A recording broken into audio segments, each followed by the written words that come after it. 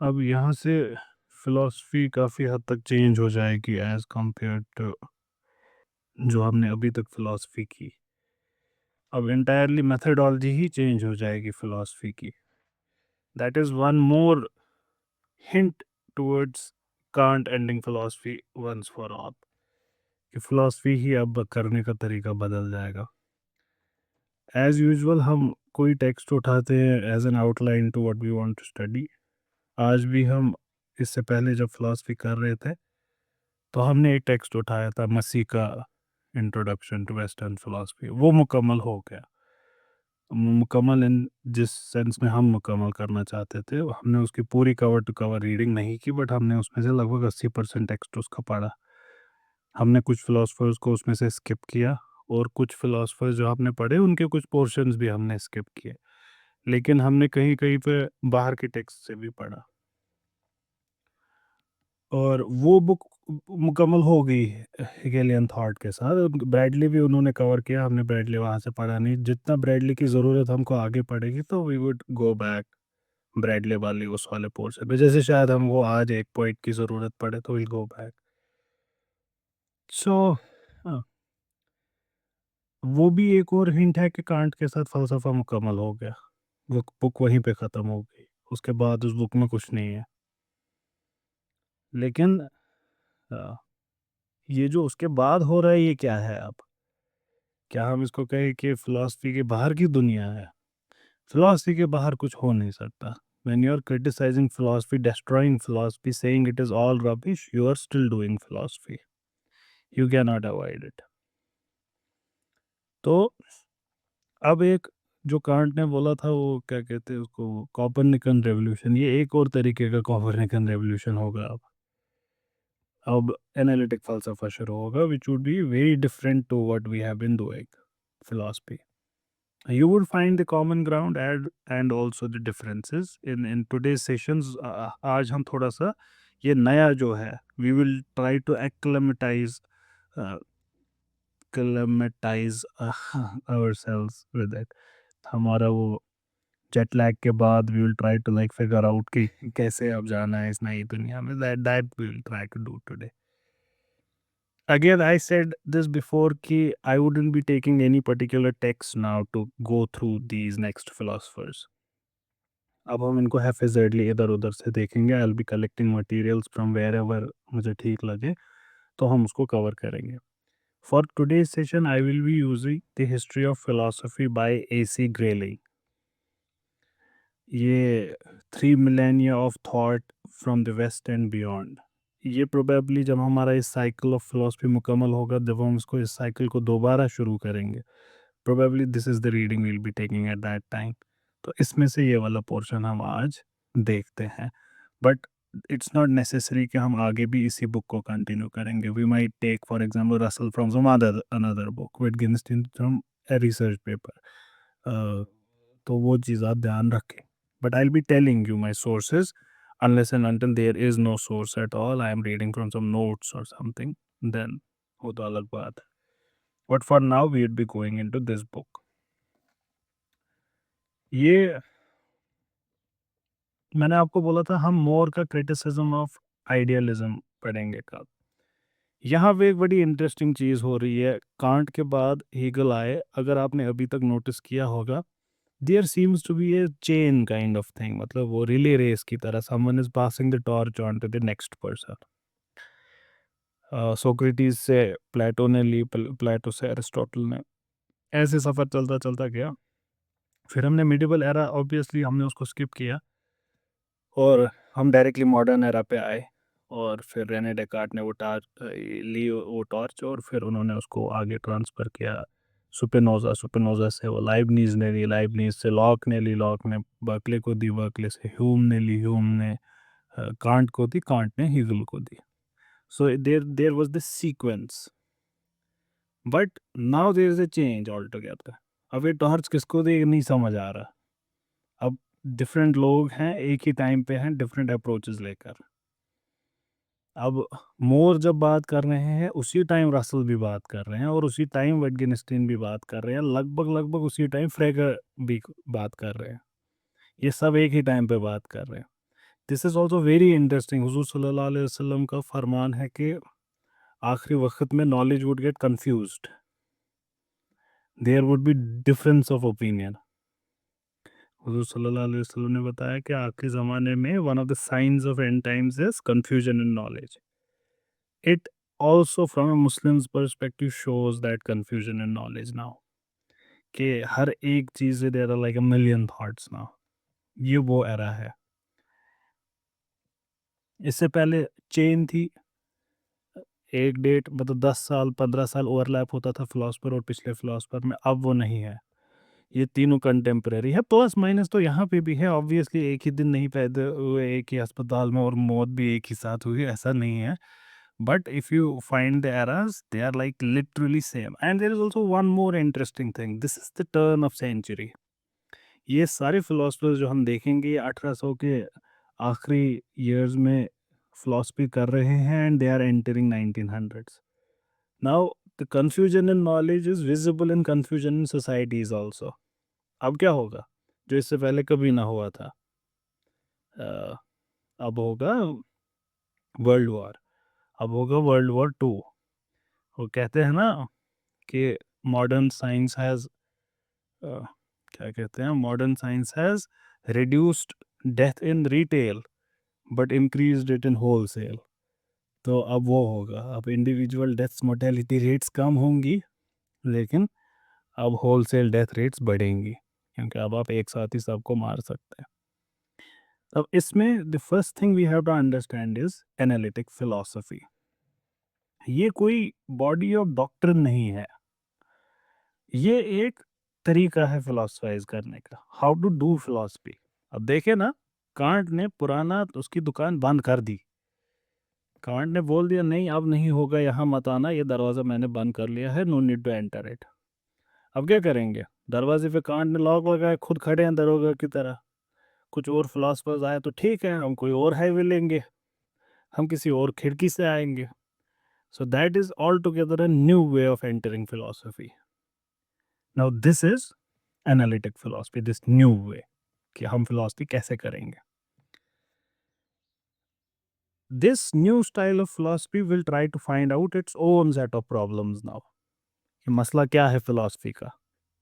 कोई कहता कि we are trying to find what is there, कोई कहता कि we are trying to find how to find what is there, कोई कहता ये कहने का we want to answer how to live। Now they will find their own problems। अगर हम हकीकी मायने में हम इसको फिलॉसफी में कंसिडर ही क्यों कर रहे हैं, तो हमको पता चलेगा कि जो ये टूल्स अप्लाई कर रहे हैं, most of the tools are entirely philosophical in the sense that they have always been used by philosophers। अक्ल तो ये भी इस्तेमाल करेंगे, ऐसा तो है नहीं कि अक्ल के बिना करेंगे। ये ऐसा नहीं करेंगे कि 2 केमिकल्स उठाएँगे, देखेंगे, उनको बीकर में मिक्स करेंगे, थोड़ा-सा हीट देंगे, देखेंगे क्या होता है। ऐसा नहीं करेंगे, करेंगे वही जो प्लेटो ने किया, करेंगे वही जो इब्न सीना ने किया, जिसने भी किया ये भी वही करेंगे। अलबत्ता there is a tool in particular जहाँ पे ये रेडिकली डिफरेंट हो जाएँगे। It is the employment of tools drawn from logic. अब सवाल बनता है क्या इससे पहले फ़लसफ़े के जो अ, ये थे बड़े-बड़े दिग्गज थे, वो लॉजिक का इस्तेमाल नहीं कर रहे थे? नहीं, ऐसा नहीं है, लॉजिक वो भी इस्तेमाल कर रहे थे, लेकिन लॉजिक ही बदल चुका था इनके एरा में आते-आते।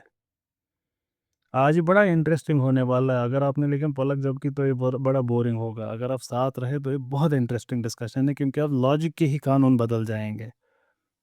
हम कह रहे थे ए एंड नॉट ए, ये दोनों का यूनियन इज़ यूनिवर्सल सेट। अब बोलेंगे ना, इसके अलावा भी चीज़ें रहती हैं। Very interesting, right? तो जो ये नया लॉजिक ही डेवलप हुआ, नया लॉजिक डिमांड्स नेसेसिटेट्स कि जो कंक्लूजन्स ड्रॉ होंगे वो भी डिफरेंट होंगे अब। ये किसने किया ये काम? इसके हम फाउंडर्स मान सकते हैं रसल को ही, फ्रेगे को ही। इसको फ्रीगा भी मैंने सुना है कुछ लोगों को पढ़ते हुए, बट FREGE लिखा होता है, तो फ्रेगे मैं इसको पढ़ता हूँ। मैं सेल्फ टॉट हूँ तो I don't know the pronunciations, उसके लिए डिपार्टमेंट इर्तिज़ा होल्ड करते हैं। तो और ये सब भी, ये लॉजिक जो नया है, ये डेवलप हुआ अ, यही turn of the century, 20th century के टर्न पे। ये भी इसी 1800s to 1900s यही वाले एरा में हो रहा है। Otherwise, the careful argumentation and clarifications practiced by the great philosophers throughout history वो यहाँ पे भी वैसे ही होगा, कोई नई बात नहीं करेंगे, करेंगे वो भी, लेकिन जब लॉजिक के ही जब ग्राउंड रूल्स ही बदल गए, स्केल ही बदल गया, हम मीटर स्केल पे आ गए, इससे पहले फीट से मेजर कर रहे थे, all of a sudden 6 feet का इंसान अब 1.5 मीटर का इंसान हो गया, तो कंक्लूजन्स बदल जाएंगे। क्लैरिटी के लिए, प्रिसीजन के लिए, कंसेप्ट्स को क्लियर करने के लिए, उनकी आपस में रिलेशंस बताने के लिए नए लॉजिकल टूल्स डेवलप होना शुरू हो गए। And in being attentive to ideas from science that can illuminate philosophical problems, ये भी अब होने लगा। इससे पहले फिलॉसफी वाज गाइडिंग साइंस, अब the slave has given birth to its master. अब साइंस से जो हमें इनसाइट्स पता चल गई, तो वहाँ पे भी चीज़ें अब बदल जाएंगे, उसको भी हम साइंस से जो हमें चीज़ें पता चली, how can they help us in illuminating philosophical world, ये भी अब नया होगा। एनालिटिकल फिलोसफर्स में एक रेडिकल डिफरेंस है then earlier philosophers wanted to explain things as a whole, analytical philosophers emphasise detail, big picture को इग्नोर करते हैं, वो इंडिविजुअल ट्रीज को देखते हैं। ये कहते हैं कि फॉरेस्ट का कैरेक्टर जानने के लिए इंडिविजुअल ट्री पे हम नज़र डालेंगे, जो ही हमको दिखेगा कि इंडिविजुअल ट्रीज पत्ते झड़ रहे हैं, वी वुड से कि इट्स अ डेसिडुअस फॉरेस्ट। आप फॉरेस्ट को देखते रहते हैं, आपको पता ही नहीं चलता कि हो क्या रहा है मसला। हम इंडिविजुअल ट्रीज को देखेंगे, एक कैनोपी फॉर्म हो रही है, कभी पत्ते नहीं झड़ते सब पेड़ों के एक साथ, we will call it an evergreen forest. So we would understand the forest itself by understanding the individual trees. The earlier philosophers would say, by concentrating on individual trees, you ignore the forest. They are saying the reverse. ये ऐसा करेंगे, इसीलिए जैसे for example logical एटमिज्म की philosophy आएगी, atomic propositions की philosophy आएगी कि ब्रेक करो। अभी अभी हमको एक बड़ा खूबसूरत एग्जांपल आएगा, हम उसको देखेंगे कि ब्रेक करो स्टेटमेंट्स को। ये सारा जो आप मीनिंगलेस बकवास कर रहे हो, इसी वजह से कर रहे हो, because you are not breaking the forest into trees, you are not breaking the statements into atomic propositions. The core concerns वो चेंज नहीं होंगे, अब वो वही हैं। हक जानना है, मीनिंग जाननी है, इल्म हासिल करना है, the nature of mind needs to be understood, the concepts of ethics need to be understood. यही ये भी करेंगे, ये कोई नई चीज़ नहीं लाएंगे, करेंगे ये भी फाइनली एथिक्स ही एस्टेब्लिश, लेकिन from a totally different perspective. और ये चीज़ें एज यू कैन अंडरस्टैंड, ये कोई नई नहीं है फिलॉसफी में, they have been its central to it throughout the history. What is new is emphasis on detail, improved tools of logic. These enabled philosophers to achieve new ways of dealing with these questions, these new tools that they acquired. हम analytical philosophy को बिना explain किए आज समझने की कोशिश करेंगे, हम कोई इसकी डेफिनेशन में नहीं जाएंगे, हम थोड़ी देर के लिए ये फिलॉसफी करेंगे खुद, और उससे आप समझ जाएंगे कि oh this is what is analytical philosophy. So we will try to explain it through an example. Frank Ramsey Cambridge के फिलोसफर्स में से एक हैं, ये भी इसी एरा के हैं, 1900s के आसपास इनका देहांत, डेथ हो गई इनकी, और he called it a paradigm of philosophy, ये जो नया पैराडाइम अब बन रहा है, और he is also one of the early founders of this school. The theory is that if you analyze the underlying structure of things using logic to make that structure completely explicit, you will be able to solve a number of important philosophical problems. And now let us do that to understand what is analytic philosophy. याद करें John Locke, उनकी ऐसे concerning human understanding के बारे में हमने बात की है, हमने उनका फलसफा भी समझा था। उन्होंने क्या कहा था, जो पहली बात हमने उनसे कोट की थी, उन्होंने कहा था कि the meaning of a word is an idea of a mind of a person who uses it. आपने संतरा बोला, आपके दिमाग में कुछ था, something inside your mind which you give this verbal form संतरा। रोज, आपके दिमाग में कोई फिगर थी, उसको आपने लफ्जों में बयान किया, यू कॉल्ड इट रोज। ये लॉक ने हमसे कहा था। So there is an idea in your mind, उसकी रेप्लिका वो वर्ड है कॉरस्पॉन्डिंग टू दैट। ये बड़ा सिंपल है इतना समझना, and it seems plausible as well. हाँ सही है, ऐसे ही तो होता है। मेरे दिमाग में था कि I want to have lemon juice, and when I ordered I got that very thing. तो जो दिमाग में आइडिया था वो वर्ड ने वो कन्वे कर दिया। लेकिन जब आप इसको थोड़ा सा एनालाइज करें इस बात को, तो कुछ मसले पैदा होते हैं। देखिए मसले क्या पैदा होते हैं। Idea is private. ये आपका आइडिया आपके दिमाग में है रोज। आपने जिसने भी थोड़ा सा सोचा होगा जिंदगी में फलसफे के बारे में, ये सवाल आपके दिमाग में अक्सर उठा होगा। Ideas are private but words are public.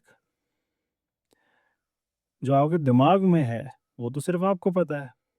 लेकिन जब आपने संतरा बोला, ये तो पब्लिक है, ये तो मेरे लिए भी है, इर्तिजा के लिए भी है। This word is public. Words have to have the same meaning.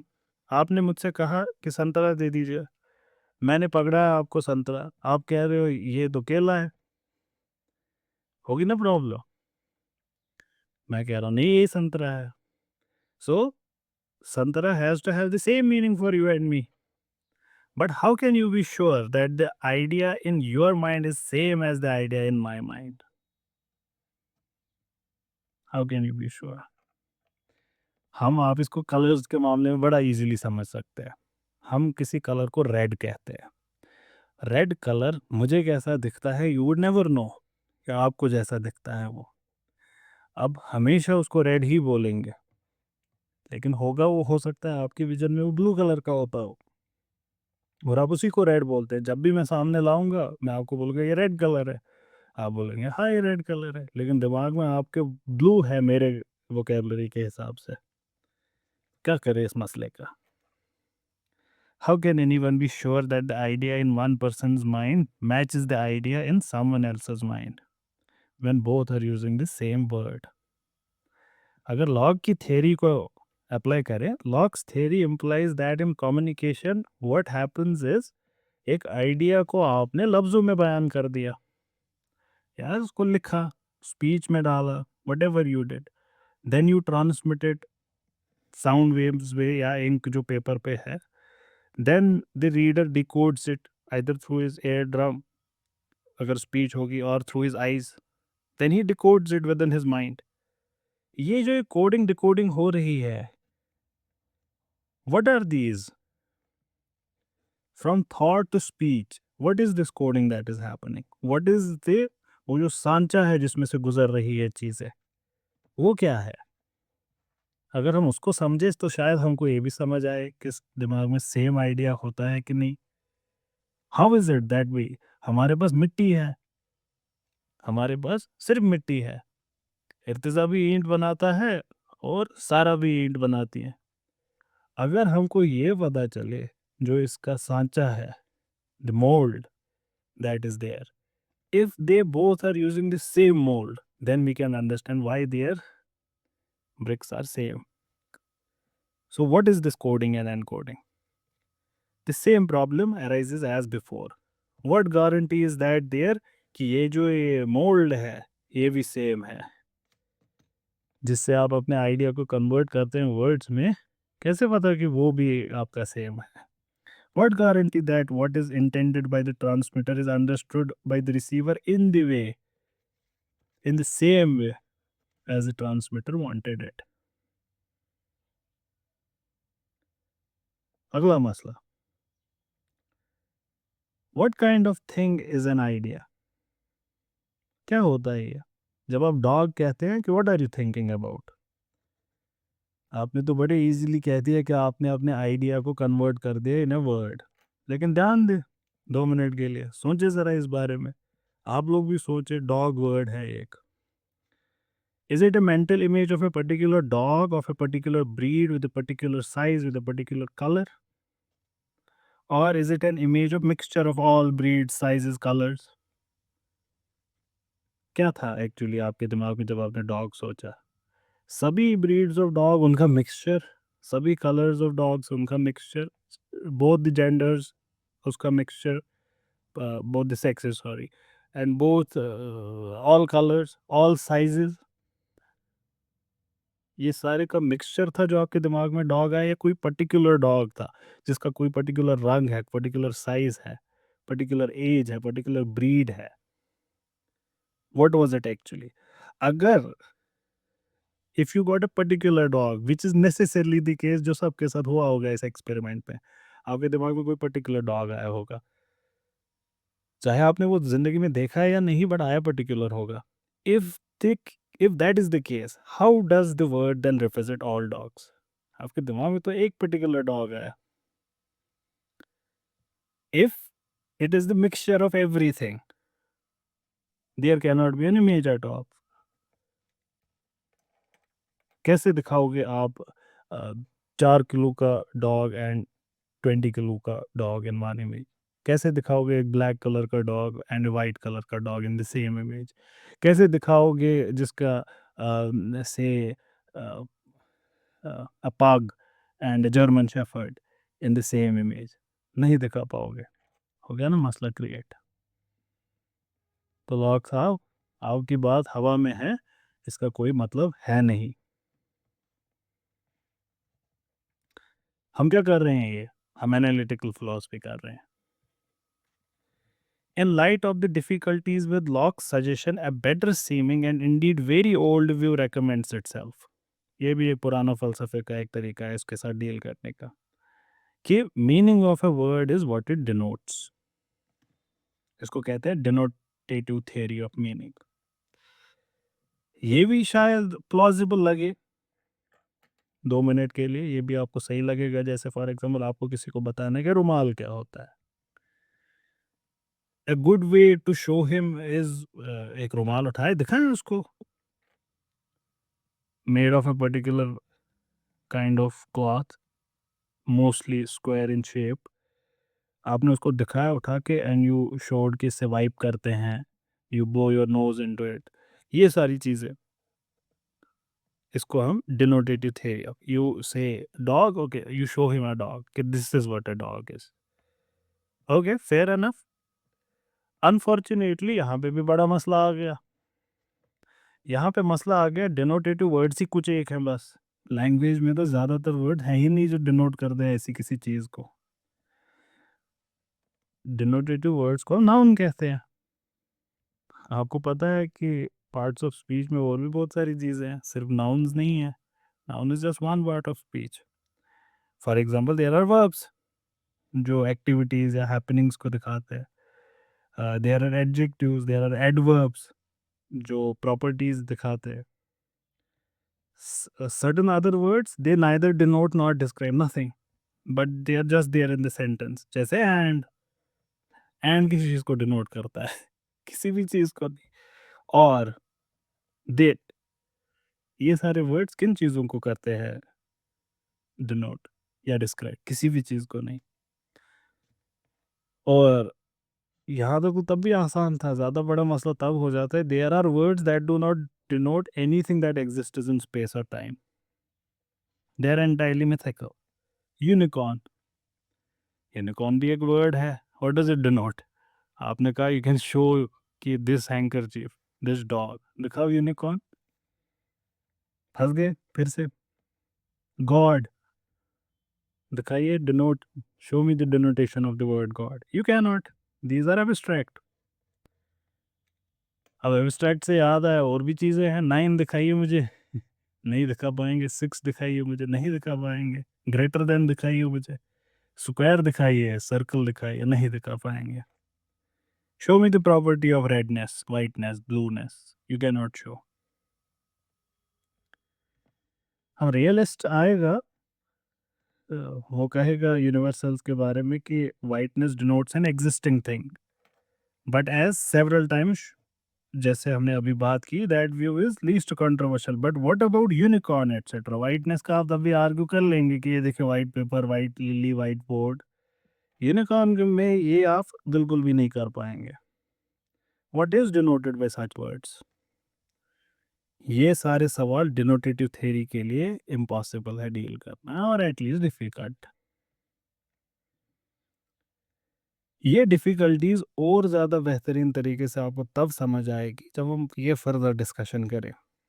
If a word must denote something to be meaningful, it follows that a meaningful word denotes something always. So the word unicorn, which is meaningful, must denote unicorns. And since we do not think unicorns exist in space and time, हमारा conclusion ये निकलता है कि they must be existing somewhere, non-physical existence होगी इनकी. We are pushed towards thinking that they must have some kind of existence. अब देखिए क्या बोलेगा कि देखिए ये एनालिटिक फिलोसफर, हमने जब इसको तोड़ा, अब हमारे पास ये जितनी भी प्रॉब्लम्स है, problem of God, problem of all of these thing, these are actually using meaningless words. हमने मीनिंगलेस वर्ड्स यूज़ किया, फिर हम सवाल करते रहते हैं खुदा के बारे में फॉर एग्जांपल, लेकिन था ये meaningless word, it does not denote anything. क्योंकि when you say think words denote something, then for a word be meaningful it has to denote something, or vice versa. Okay, when you use a word, that means it is denoting something, that it exists, something exists. So unicorn does not exist in space or time, it exists somewhere. इसके लिए काफ़ी बारी word use किया जाता है subsist. If they do not exist, they subsist. A kind of semi-existence, an uncomfortable and indefined metaphysical category, जो बिल्कुल ad hoc है, जो आपने अब ज़बरदस्ती क्रिएट की क्योंकि आपने अपनी बात को रिजिड माना कि डिनोट करती ही करती है। आप इस बात पे रिजिड खड़े हो गए और इस वजह से अब आपको ये ख्याली दुनिया बनानी पड़ रही है। It has the absurd consequence, अगर हम ये भी माने 2 मिनट के लिए कि चले ठीक है किसी जगह सबसिस्टर करता है, then it will have a very absurd follow up जो भी इससे निकलेंगी चीज़ें। फॉर एग्जांपल, इफ़ आई से, जो आपका भाई है फॉर एग्जांपल, बहन है कोई, आप कहते हैं कि this is my millionth and first brother, so I immediately have a million subsisting brothers and one real flesh and blood brother. इससे ये हो जाता है, ठीक।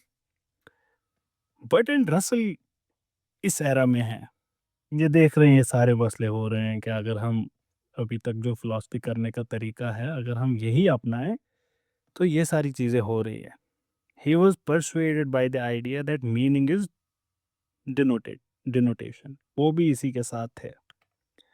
And I at first thought that this meant we have to swallow the idea of subsisting entities, क्योंकि denotative school से हैं तो ये भी मानना ही पड़ेगा, ख्याली दुनिया को मानना पड़ेगा। बट ये यहाँ पे रुकने वाले नहीं थे। He had a vivid sense of reality, वो खुद अपने इस एरा को कहते हैं कि वो कहते थे I had something a spark inside me which made me think like this, so he calls it a vivid sense of reality. जो बोला कि नहीं भाई ये तो सही नहीं है, unicorns do not exist, simple as that, कुछ मसला है हमारी फिलॉसफी में। And he came with a solution to the problem कि how to retain the denotative theory of meaning without florid ontology, कि कैसे डिनोटेटिव थ्योरी भी रिटेन हो और ऑन्टोलॉजिकल एग्जिस्टेंस भी एनफोर्स ना हो ऐसे वर्ड्स की। क्या करेंगे अब ये? This was to say that there are only 2 words in language that are genuinely denotative. Russell ने कहा सिर्फ 2 तरीके के मीनिंगफुल वर्ड्स हैं, सिर्फ 2, बाकी सारे मीनिंगलेस हैं। And all other apparently denoting terms are really disguised descriptions only. बड़ा खूबसूरत होने वाला है ये आगे, you would love it. The 2 genuinely denoting words are demonstrative pronouns, this and that.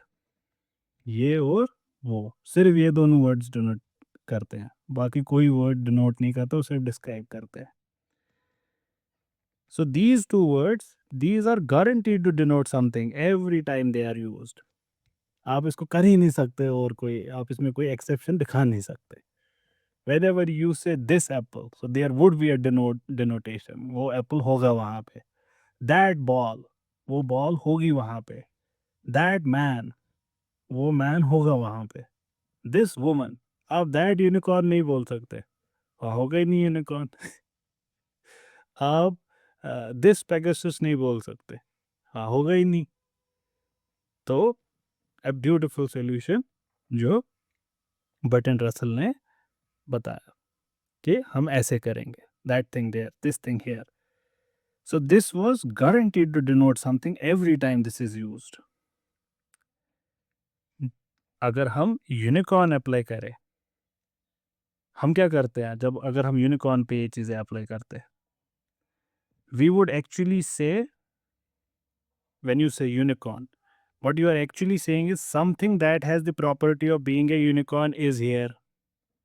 ये आप असली में कह रहे हैं. Since there is nothing of which one can say this has the property of being a unicorn, actually nothing is denoted when you say unicorn. अब इसको apply करें गॉड के कंसेप्ट पे. जब बर्टन रसल ने कांट का argument साबित किया कि can't was right when he said कि is not used for being in grammar. In language is not used for something's existence. तो उन्होंने वहाँ पे उसको फिर डिटेल में बताया कि when we say that God exists, we are saying there is something with a property of God and that thing exist. This is what we are saying. तो यहाँ पे अब आपको उसके रूट्स अच्छे से समझ आ रहे होंगे कि वो क्या कह रहे हैं. When you employ the word unicorn, we are using it as a shorthand for what? Something that has the property of being a unicorn, and here it is. But there is nothing one can say कि this is a unicorn or this is that which has the properties of unicorn. So therefore nothing is denoted by such words. इन्होंने ontology को हल कर दिया. अब इसको एक और जगह हम अप्लाई करते हैं जिससे और क्लियर होगा, और ये भी बहुत ब्यूटीफुल एग्जाम्पल है.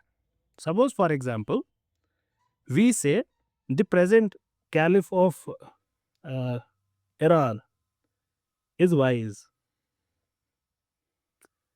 और the present king of France is wise. अभी की बात ना करो, एक ज़माने पे रहे होंगे किंग्स वहाँ में. Right now 2022 the present caliph of Iran is wise, या the present king of France is wise. जबकि ना ईरान में कोई खलीफा है, न फ्रांस में कोई किंग है. क्या ये स्टेटमेंट ट्रू है या false? Is my statement correct when I say और false? So what's your answer? Message में ज़रा टाइप करें what's your answer to this question. The present king of France is wise. What's your answer? Is it a true statement और a false statement? कि ये statement true है या false? Iran के खलीफा जो हैं बड़े अच्छे इंसान हैं, ट्रू और फॉल्स? 2022 की बात हो रही है, कोई ये आर्ग्यू नहीं करना कि तो सो false. Muzna says false. Others, is the statement false or true? Okay. I knew that this would be the answer. Since my statement is false, then its negation is true. That means the present king of France is not wise. Or the present Khalifa of Iran is not wise. यही हुई ना इसकी negation. And the negation of truth is ये falsehood is true. आप लोग मुझसे कह रहे हैं कि the present king of France and the Khalifa of Iran, they are not wise. Good answer. अच्छी बात है. So usually सब लोग इसका आंसर false ही देंगे. So does this make the present king of France is wise true? France is unwise. या present Khalifa, अगर आपसे अब मैं ये पूछूं, present king of France is unwise या present caliph of Iran is unwise, अब क्या आंसर करोगे? अब भी अब आंसर यही करोगे फिर से, false है. You would say false for both the claims. So what's our conclusion? both claims that the present king of France is wise and that he is unwise are false. आपको दिख रहा होगा हल्का हल्का क्लासिकल लॉजिक की धज्जियां उड़ रही है हल्की हल्की. But how can that be the case कि न है और नेगेशन भी नहीं है उसकी सही. How can that be the case? If one of the claims is false, must it not be the case that the opposite claim is true? लेकिन जब हम ध्यान से देखते हैं, we see that the reason for their both being false is that there is no king in France actually. There is no caliph in Iran. हमारा statement इसलिए गलत हो रहा था. इसको भी उस आर्ग्यूमेंट से लिंक करे जो खुदा के होने का आर्ग्यूमेंट था, जब जिसको कांट ने क्रिटिसाइज किया. कहा कि अगर खुदा को अपोजिट करते हो उसके बाद कहते हो he doesn't have a being then there is a contradiction. लेकिन अगर आप पहले ही ये कहोगे खुदा ही नहीं है then there is no contradiction. ऐसा ही मसला यहाँ पे हो रहा है कि अगर आप existence of king of France को ही डिनाई करोगे मसला ख़त्म है. तो हमारे दिक्कत इसलिए आ रही थी because there is actually no king in France. There is actually no God for Kant. For for Kant there was a God in philosophy he would say कि there isn't a God actually. इसीलिए ये सारे मसले आपके खड़े हो रहे हैं नॉलेज में. So there is nothing to which the description. There is no denotation of this word the king of France. इसकी कोई डिनोटेशन ही नहीं है. इस वजह से कॉन्ट्रडिक्शन आ रही है. If it would denote something then we would have answered it and there would be no contradiction. Now for example I ask you, the current prime minister of Pakistan is Muslim. Now you can answer it. अब इसका answer आप दे पाएंगे और इसमें वो contradiction होगी नहीं. Y? Because कोई शख्सियत जिस पे ये description that he is the prime minister of Pakistan, ये डिस्क्रिप्शन अप्लाई होता है क्या? Does it denote something? Yes it does and that's why there is no contradiction. Russell का जो ये बड़ा खूबसूरत इंसाइट था, he took it to show that whereas the surface forms of language can be misleading, कि बोला क्या जा रहा है जब आम इंसान लैंग्वेज को यूज कर रहा है, what is really being said can be shown by making explicit its underlying logical form. कि अगर हम इन सेंटेंसेस को अपने लॉजिकल फॉर्म में बोले जो कि आम लैंग्वेज नहीं है, ट्रू, लेकिन philosophers have to go ahead, कोई बात नहीं, if they have to use some tool they will use that tool. अगर हम ये करें इन स्टेटमेंट्स को लॉजिकल फॉर्म में यूज करें देन वी वुड अंडरस्टैंड कि एक्चुअली जो बात हो रही है वो मीनिंगलेस है. जब आप इसी फ्रेज को करें the present king of France, it looks like it is denoting something. Otherwise, it is just a shorthand for saying this something that has the property of being king of France. ये कहा जा रहा है और ये something exist नहीं करता. So the sentence is really two sentences. The first is there is something that has the property of being king of God and that something is wise. ये था. That there is something that has the property of being the caliph of Iran and that something is wise. ये दो statements हैं. Now you can easily सी कि इस statement के गलत होने के तरीके दो हैं. Either statement one is wrong or both are wrong. If statement one is false, there is something that has property of being king of France. If this is wrong then the statement is wrong. और if the first is true but the second is false, that something is wise, that something is not wise, तो हो गया false. Russell आगे कहते हैं कि जो definite article दे है, THE the, this word, when we use this particular word, we are also implying uniqueness. That is, जो पिछले स्टेटमेंट में हमने बोला there is something that has the property of being the king of France, being the caliph of Iran. What you are actually trying to say, if you use the word that there is only one thing like that, वो property सिर्फ एक शख्सियत पे apply होगी. जैसे दूसरे example में मैंने बोला the present prime minister of Pakistan, the इसमें यूज हुआ. So the present king of France, the present caliph of Iraq. अब जब हम ये द यूज करेंगे तब ये सेंटेंस तीन पार्ट्स में डिवाइड होगा. There is something which is present king of France, या दूसरे एग्जाम्पल में there is something which is present prime minister of Pakistan. दूसरा स्टेटमेंट क्या होगा, there is only one such thing. And तीसरा स्टेटमेंट होगा दैट थिंग इज वाइज। तीन में से एक भी स्टेटमेंट गलत हुआ, स्टेटमेंट गलत है। फिर इनके ये हम एक्चुअली रसल का फ़लसफ़ा नहीं पढ़ रहे हैं, वो हम कल पढ़ेंगे या जब भी टाइम आएगा। हम देख रहे हैं एनालिटिकल फ़िलॉसफ़ी कर क्या रही है, इनका मेथड क्या है। आप देख रहे होंगे ये बिल्कुल डिफरेंट है वो as what earlier philosophers used to do. फिर इनके रसल के एक कलीग थे व्हाइटहेड, इन दोनों ने ये मसले को हल करने के लिए पूरा एक लैंग्वेज ही डेवलप की। They devised the proper notation for formal logic. और उन्होंने बोला अगर हम मैथमेटिक्स की तरह प्लस माइनस कर पाते लॉजिक में, लैंग्वेज में, तो हमारे कंक्लूजन्स भी नेसेसरी हो जाते। तो इसीलिए हम लैंग्वेज को के लिए एक मोल्ड बनाते हैं। And they developed it an underlying structure of statements जिसको आप mathematically, so when you say the present king of France is wise, इसके लिए उन्होंने एक मैथमेटिकल स्टेटमेंट बनाया कि this statement can be written in this form. और वो प्रॉपर आप नोटेशन अगर आप गूगल कर ले आपको दिख जाएगा किसी भी स्टेटमेंट का वो मैथमेटिकल फॉर्म कैसे बनाते हैं। पढ़ेंगे तो उसको ऐसे ही, फॉर एग्जांपल जो बुक से मैं पढ़ रहा हूँ इन्होंने वो स्टेटमेंट दिखाया है, वो बिल्कुल मैथमेटिकल फॉर्म में है, लेकिन उसको पढ़ा वैसे ही जाएगा। There is something X which has the property of F, where F is the present king of France, and anything else whatever call it y which has the property of f is identical with x. This takes care of the uniqueness and x has the property of g.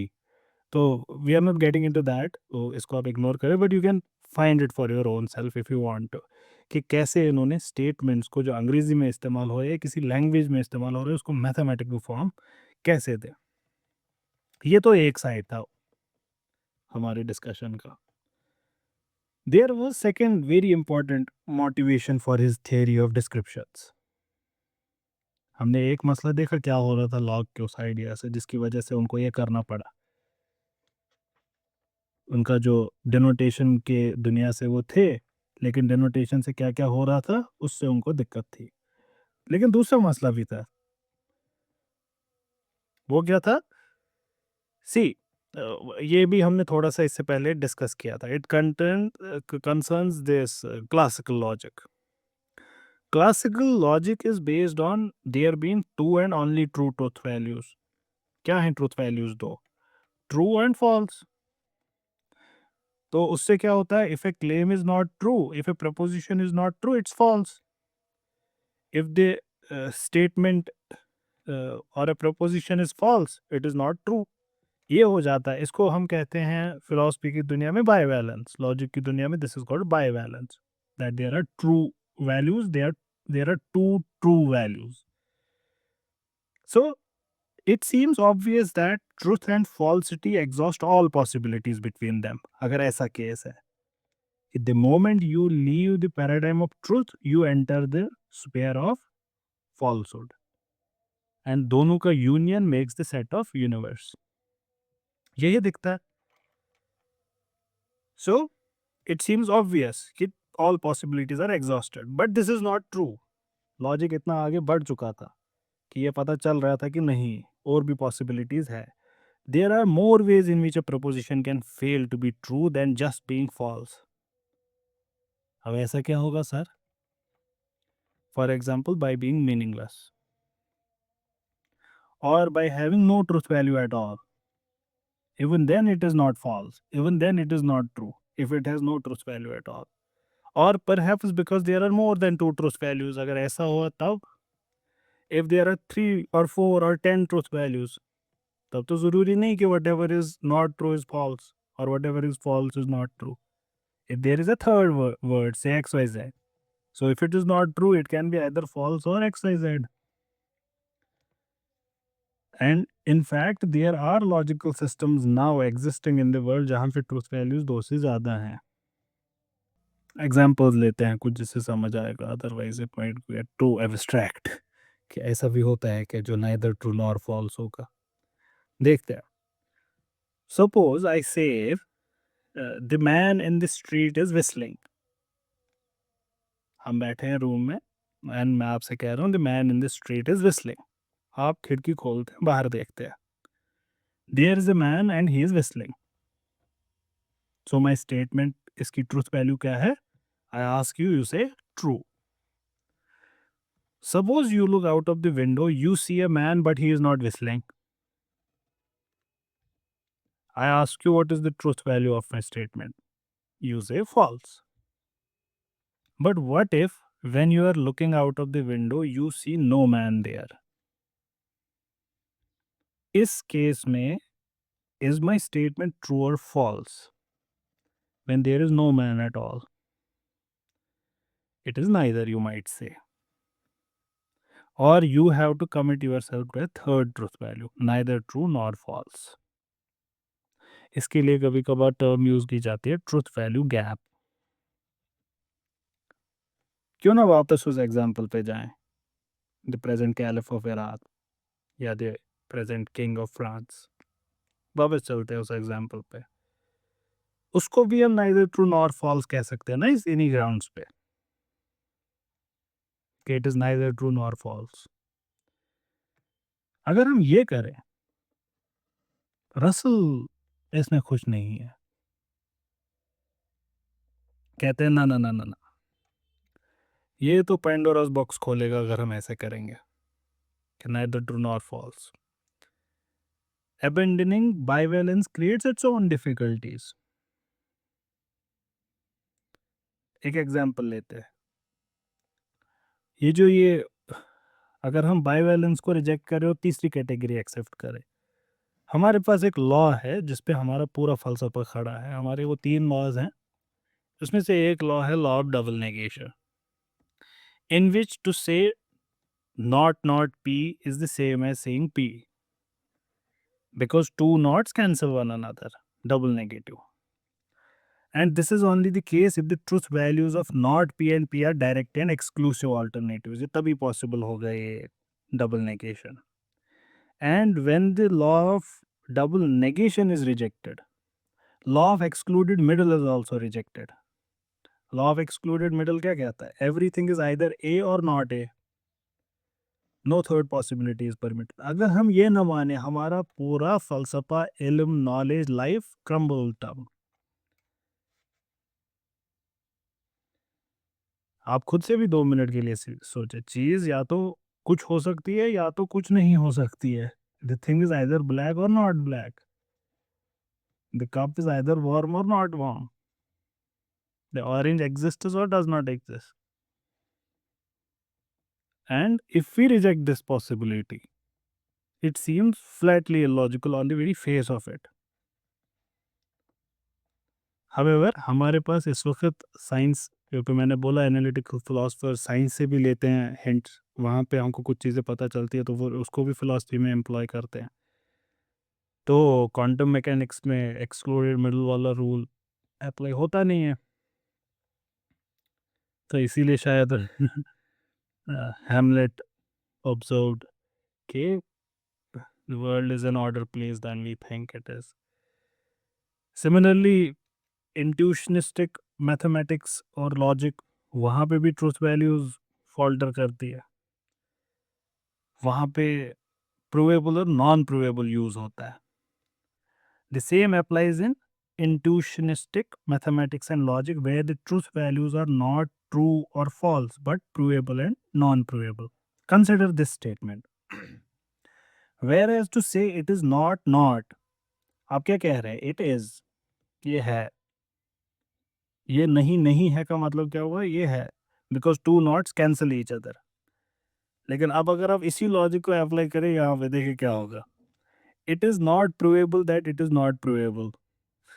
इसका कहने का मतलब तब क्या ये हुआ कि it is provable? No, इसका मतलब ये नहीं हुआ। So in intuitionistic logic and mathematics, law of double negation and excluded middle do not hold. What a beautiful statement. फिर से इसको रिपीट करता हूँ। जब आप कहते हैं it is not, that is to say it is.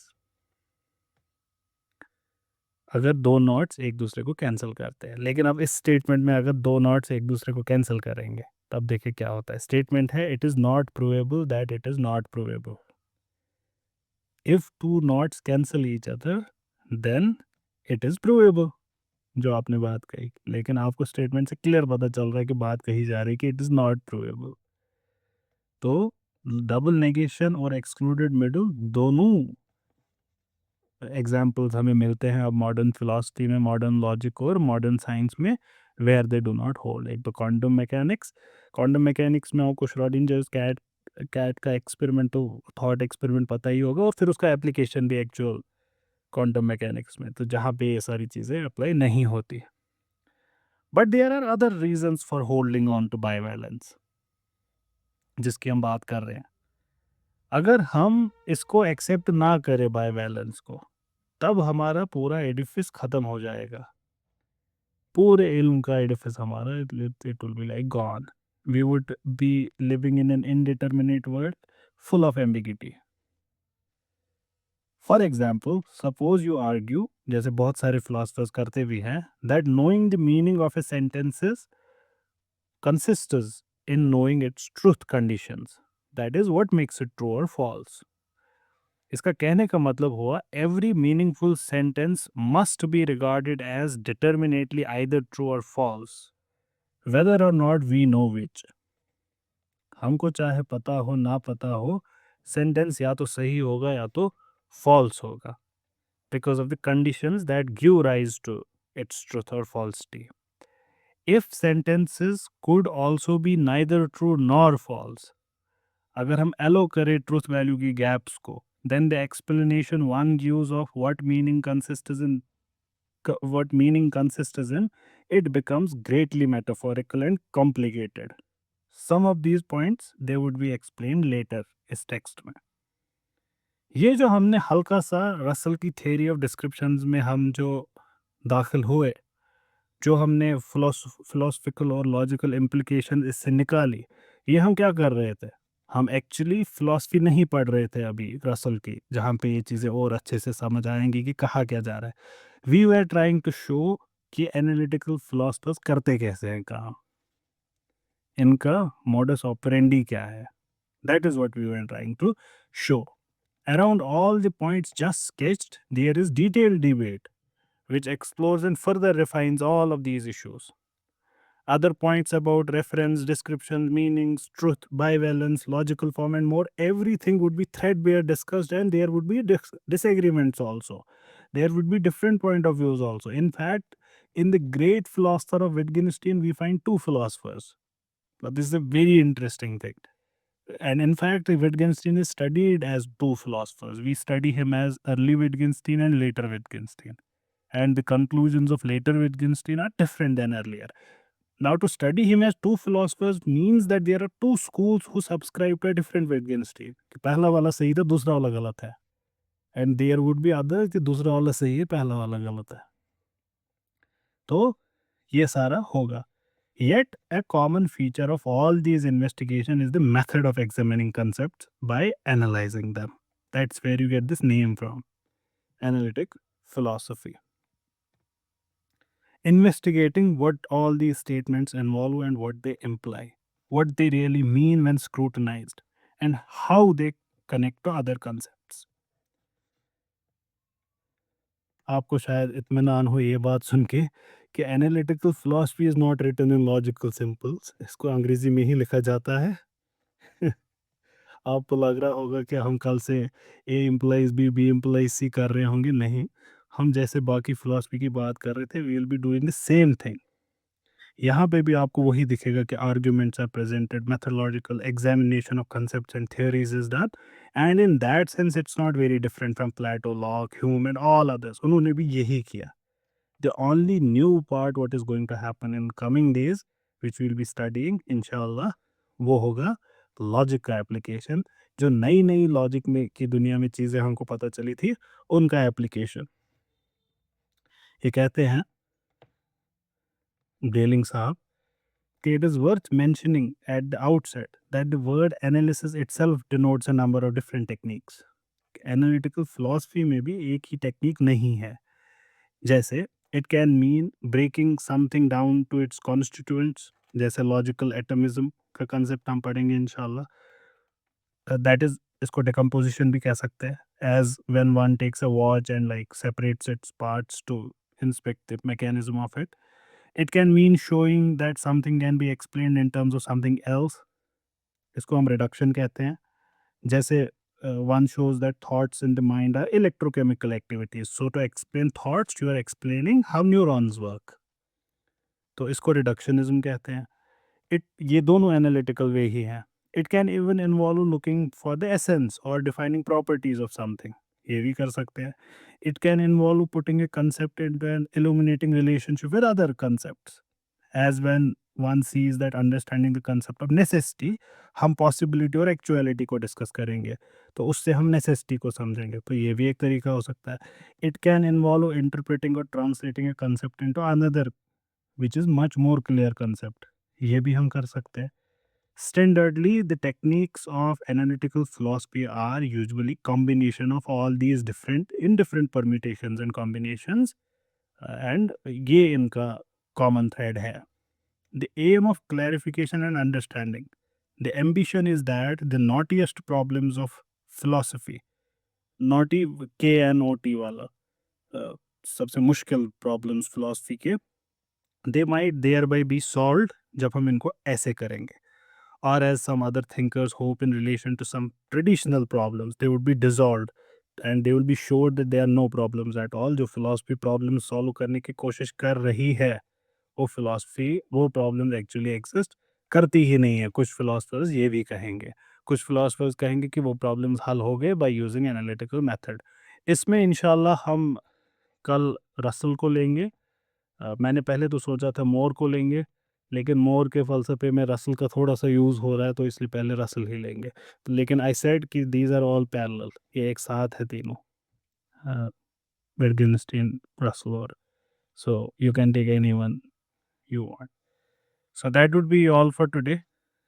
We had a very wonderful session, I think. मज़ा आया। चले then, thank you so much for attending the session.